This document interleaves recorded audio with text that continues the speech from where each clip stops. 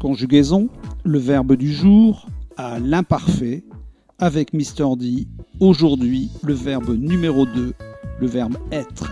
Le verbe être à l'imparfait, comme être malade par exemple.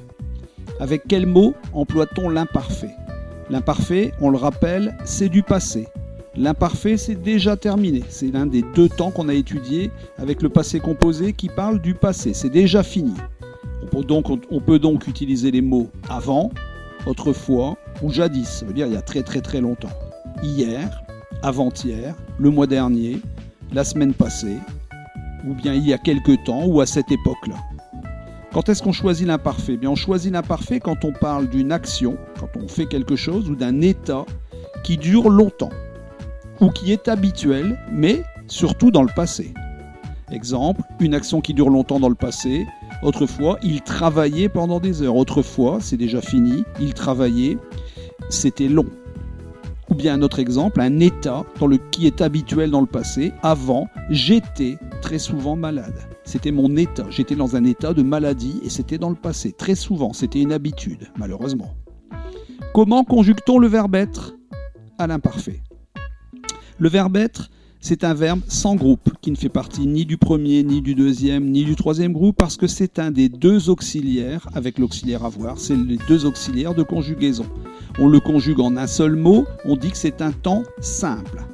On utilise plusieurs fois le même radical, on va se servir des lettres et, accent aigu, et t, et non pas l'accent circonflexe qu'on trouve dans l'infinitif. Le et accent aigu, t, et on rajoute les terminaisons AIS, AIS, AIT, IONS, IEZ, AI, ENT.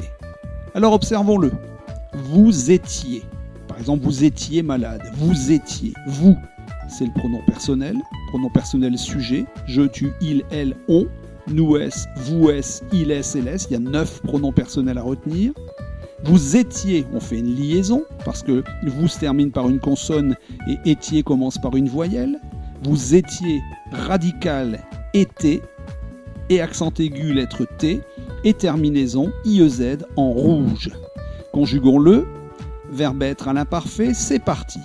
J'étais AIS, tu étais AIS, il était AIT, elle était AIT, on était AIT.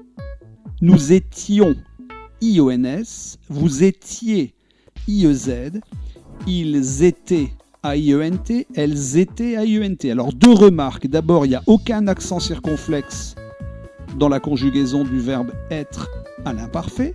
C'est un accent aigu qui est la première lettre. Et ensuite, on retrouve 4 fois des terminaisons en AI. AIS, AIS, AIT. Et la dernière, AIENT. Entraînons-nous avec les 3 phrases du jour.